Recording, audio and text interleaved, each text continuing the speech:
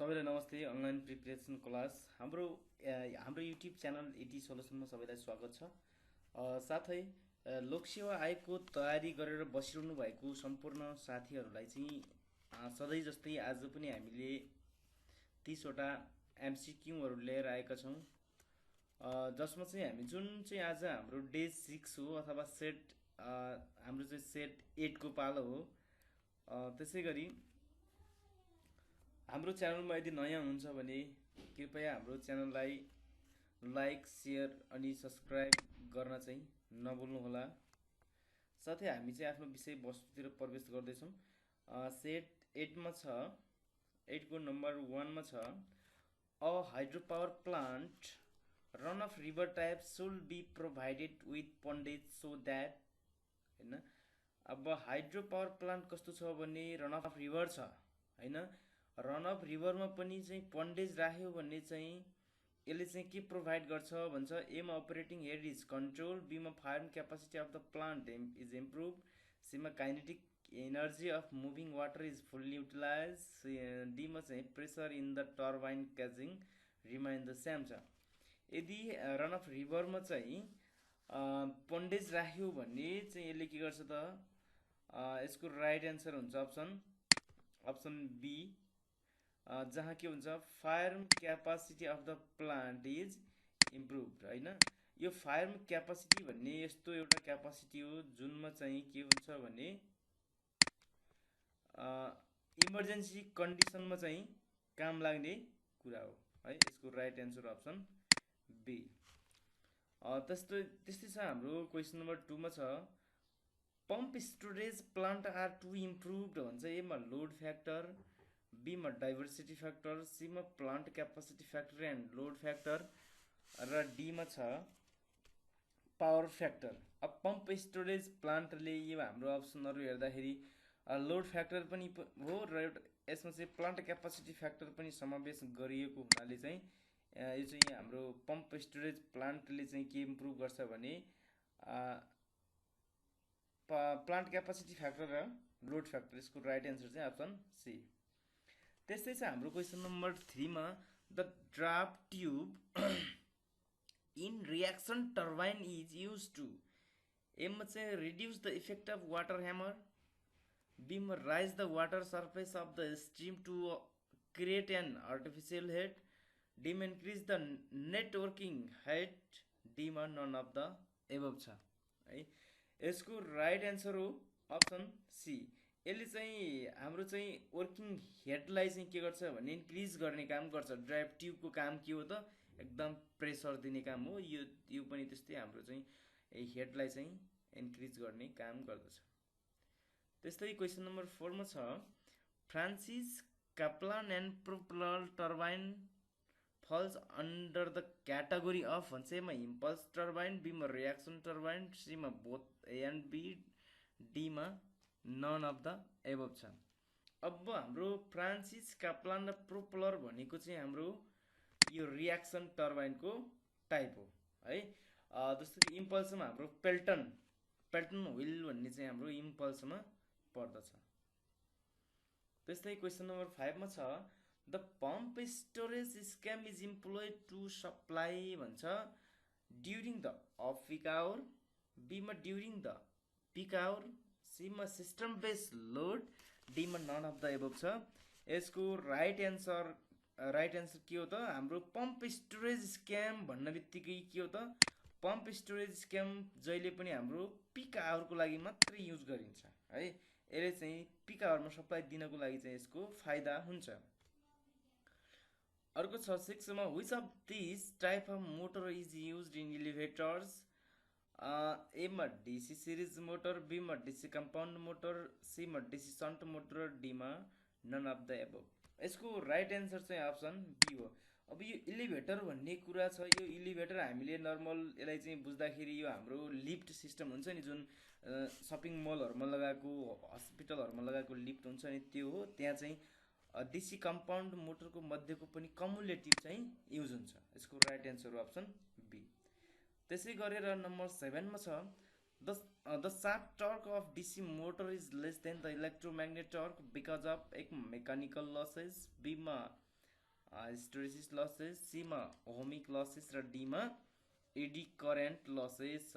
अब यसको चाहिँ shaft torque of DC motor less than the electromagnet torque भनेको छ। इलेक्ट्रोम्याग्नेटको टर्कभन्दा शाफ्टको टर्क चाहिँ के हुन्छ कम छ भने यसले के लस बनाउँछ भन्छ। अब इलेक्ट्रोम्याग्नेटिक टर्कभन्दा शाफ्टको टर्क चाहिँ कम हुन बित्तिकै के गर्छ त यसले मेकानिकल लस चाहिँ यसले चाहिँ के गर्छ उत्पन्न गर्ने काम गर्दछ धेरै है। त्यसै गरी नम्बर 8 मा त as load in increase speed of DC shunt motor, एमा इन्क्रिज स्लाइटली, बीमा रिड्युस स्लाइटली, डीमा रिमाइन कन्स्ट्यान्ट, डीमा इन्क्रिज प्रोपोर्सनल छ। यो चाहिँ सोधेको क्वेसन पनि हो, यसलाई चाहिँ विशेष गरेर अध्ययन गर्ने काम गर्नु होला। यसको राइट एन्सर हो रिड्युस स्लाइटली। अब लोड बढ्न बित्तिकै यो डीसी शन्ट भनेको चाहिँ कन्स्ट्यान्ट स्पिडमा चल्ने हो, त्यसैले चाहिँ यो लोड यदि बढ्दै गयो भने चाहिँ एकदम वात्त घट्ने हुँदैन, यो बिस्तारै स्लोमा चाहिँ घट्ने हुन्छ। त्यसै गरी हाम्रो क्वेसन नम्बर 9 मा छ in DC generator the electricity produce in armature is, एमा डीसी, बीमा एसी, सीमा armature not present in DC generator, डीमा नन अफ द एबभ छ। यसको राइट एन्सर हो अप्सन बी। जहिले पनि हाम्रो डीसी जेनेरेटरको आर्मेचरमा उत्पादन हुने भनेको चाहिँ एसी नै हो है। आर्मेचरमा एसी उत्पादन हुन्छ। अब त्यो आर्मेचरमा भएको कम्युटेटरले फेरि डीसी बनाएर चाहिँ बाहिर पठाउने कार्य गर्दछ। 10 मा छ which machine is use for battery charging भन्छ। यो सोधेको क्वेसन हो। 3 विद्युत प्राधिकरणको 3 तह 4 तह 5 तहमा म्याक्सिमम सोधेको क्वेसन हो। यो चाहिँ which machine is use for battery charging भन्छ। DC series generator, DC shunt generator, compound र अल अफ द एबभ। यसको राइट एन्सर हो अप्सन बी। जहिले पनि डीसी शन्ट जेनेरेटरलाई चाहिँ ब्याट्री चार्जिङको लागि युज गरिन्छ, जुन जेनेरेटरको स्पिड चाहिँ कन्स्ट्यान्ट हुन्छ। 11 मा छ wave winding is employed in a DC machine of, एमा high electric current and low voltage rating, बीमा low electric current and high voltage rating, सीमा high electric current and high voltage rating, डीमा low electric current and low voltage rating छ। अब wave winding हाम्रो मुख्य use हुने भनेको low electric current, तर हाई भोल्टेज रेटिङको लागि चाहिँ हाम्रो वेभ वाइन्डिङको युज हुन्छ। यसको राइट एन्सर अप्सन बी। त्यसै गरी हाम्रो नम्बर 12 मा छ the power factor of an alternator depend on, एमा लोड, बीमा स्पिड अफ रोटर, सीमा कोर लसेस, डीमा आर्मेचर लसेस। अब जहिले पनि अल्टरनेटरको पावर फ्याक्टर, मोटरहरूको पावर फ्याक्टर, ट्रान्सफर्मरहरूको पावर फ्याक्टर, यो सबै मेसिनहरूको पावर फ्याक्टर निर्भर रहने भनेको चाहिँ लोडमा हो है। त्यसैले यसको राइट एन्सर अप्सन ए। 13 नम्बरमा छ the frequency of voltage generated in an alternator depend on, एमा नम्बर अफ पोल्स, बीमा रोटेटिभ स्पिड, सीमा number of pole and rotative speed, डीमा number of poles, rotative speed and type of winding छ है। यसको right answer हो option C. जहिले जस्तो कि हाम्रो फर्मुला छ नि एउटा यान बराबर 120 एफ बाई पी। अब पी नम्बर अफ पोल्स भनेको पी, रोटेटिभ स्पिड भनेको चाहिँ यान होइन। यसलाई चाहिँ फर्मुलालाई ठ्याक्कै उल्टो बनाउने हो भने एफ बराबर N S P N P by 120 हुन्छ। त्यसैले फ्रिक्वेन्सी जहिले पनि नम्बर अफ पोल्स र रोटेटिभ स्पिडमा निर्भर रहन्छ। नम्बर 14 मा छ in an alternator is said to be over excited when it is operating at है। यहाँ तपाईँले कुरा बुझ्नु होला, अल्टरनेटरले ओभर एक्साइटेड र अन्डर एक्साइटेडको कुरा बुझ्नुपर्छ। मेन हामीले ओभर एक्साइटेड भन्न बित्तिकै चाहिँ ल्यागिङ पावर फ्याक्टर हो होइन। अनि हाम्रो अन्डर एक्साइटेड भनेको भए चाहिँ हाम्रो के हुन्थ्यो, लिडिङ पावर फ्याक्टर हुन्थ्यो है। अब चाहिँ ठिक्क 100% एक्साइटेसन दियो भने चाहिँ युनिटी पावर फ्याक्टर हुन्छ। नम्बर 15 मा छ as the speed of an alternator increase, अल्टरनेटरको स्पिड इन्क्रिज भयो भने एमा द फ्रिक्वेन्सी इज इन्क्रिज, बीमा द फ्रिक्वेन्सी इज डिक्रिज, सीमा the frequency remain constant but power factor decrease, डीमा नन अफ द एबभ। यसको राइट एन्सर हो option A. जहिले पनि हाम्रो स्पिड बढ्यो भने फ्रिक्वेन्सी के हुन्छ त बढ्छ। सेम फर्मुला एन बराबर 120 एफ हो कि न, जति एफ बढ्दै जान्छ त्यति स्पिड पनि बढ्दै जान्छ। नम्बर 16 मा छ the speed at which the rotating magnetic field produced by stator current rotates in an induction motor is भन्छ synchronous speed, rotor speed greater than synchronous speed, डीमा नन अफ द एबभ छ है। यसको right answer चाहिँ के हुन्छ भने ए the synchronous speed हुन्छ। अब यो भनेको कस्तो हो भने अब रोटेटिङ म्याग्नेटिक फिल्डसँगै चाहिँ हाम्रो रोटर पनि के हुनु त, अथवा रोटर पनि के हुनु, मोटरको रोटर पनि घुम्नु। अब जस्तो एक किसिमको फिल्ड म्याग्नेटिक फिल्ड उत्पन्न हुन्छ नि जुन हो, त्यत्तिकै चाहिँ रोटर घुम्यो भने त्यसलाई नै हामी के भन्छौँ त सिन्क्रोनस स्पिड भनेर चाहिँ भन्ने गर्छौँ। नम्बर 17 मा छ the power factor of 3 phase induction motor at no load is approximately भन्छ। एमा चाहिँ 0.2, बीमा 0.7, सीमा 0.85, डीमा 1। जहिले पनि पावर फ्याक्टर 3 फेज इन्डक्सन मोटरको नो लोडको पावर फ्याक्टर भनेको 0.2 है। यो चाहिँ एकदम यदि ध्यान दिनु होला, यो क्वेसन सोधेको छु पनि 0.2 हो। 3 फेज इन्डक्सन मोटरको नो लोडको पावर फ्याक्टर भनेको 0.2 हो। त्यसै गरी नम्बर 18 मा छ the starting torque in a single phase induction motor is एमा हाई, बीमा लो, सीमा 0, डीमा भेरी लो। के हुन्छ त यसको 18 मा भन्छ कि starting torque in a single phase induction motor. Single phase भन्ने बित्तिकै सिंगल फेज इन्डक्सन मोटरमा स्टार्टिङ टर्क हुन्छ त हुँदैन। यसको एन्सर हो अप्सन सी। त्यसैले त हामीले चाहिँ सिंगल फेज इन्डक्सन मोटरहरूलाई स्टार्टिङ गर्नको लागि क्यापासिटर लगाउने हो है। त्यसैले यसको राइट एन्सर हो अप्सन सी। 19 मा छ the transformation ratio of an induction motor can be found by, एमा चाहिँ रोटर टेस्ट, बीमा ओपन सर्किट टेस्ट, सीमा स्लिप टेस्ट, डीमा स्टार्टर रेसिस्टेन्स टेस्टर छ। अब यो चाहिँ के भन्छ भने the transformation ratio of an induction motor can be found by, यो रोटर टेस्ट होइन, यो चाहिँ BLOCKED ब्लक टेस्ट हो। यसको राइट एन्सर हो अप्सन ए है। यसको राइट एन्सर चाहिँ के हो त अप्सन ए। अब 20 मा छ the crawling in the induction motor is caused by proper design for the machine, low power, low supply voltage, harmonic developed in the motor, high load छ। अब क्रोलिङ, यो क्रोलिङ भन्ने एउटा समस्या आउँछ इन्डक्सन मोटरहरुमा, त्यो चाहिँ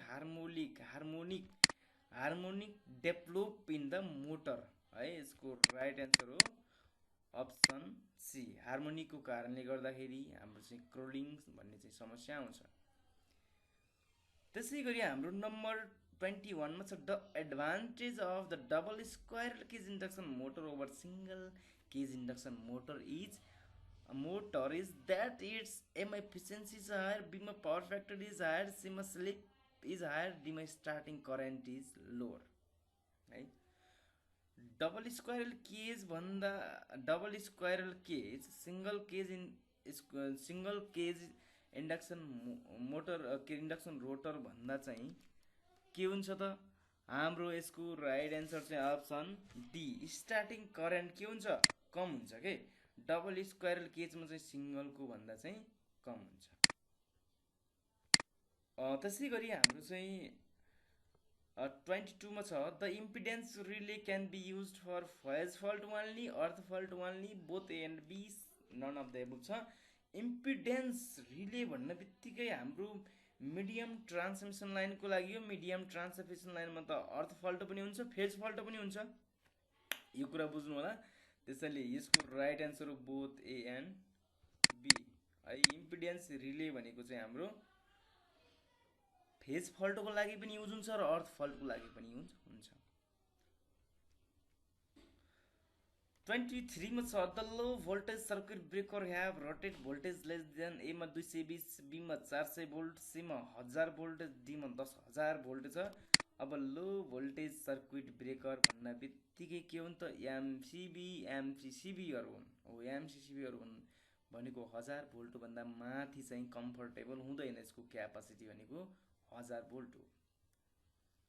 24 मा छ which of the following circuit breaker is preferred for extra high tension EST application। अब यो तलका मध्ये कुन सर्किट ब्रेकर चाहिँ एक्स्ट्रा हाई टेन्सनको लागि युज हुन्छ त air blast circuit breaker, minimum well circuit breaker, bulk well circuit breaker, SF6 circuit breaker छ।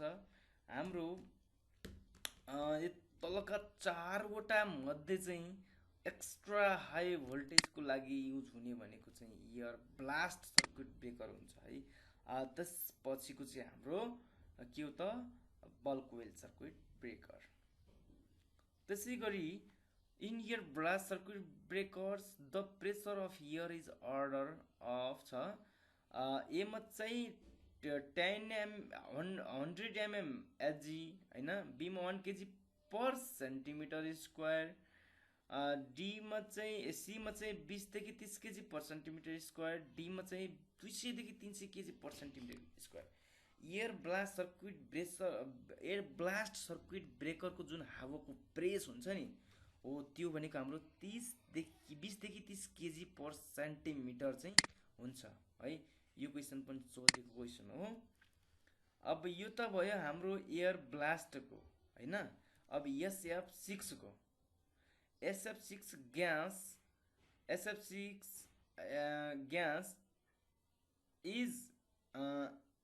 is yellow in color, has pungent color, is slightly toxic, is highly toxic छ।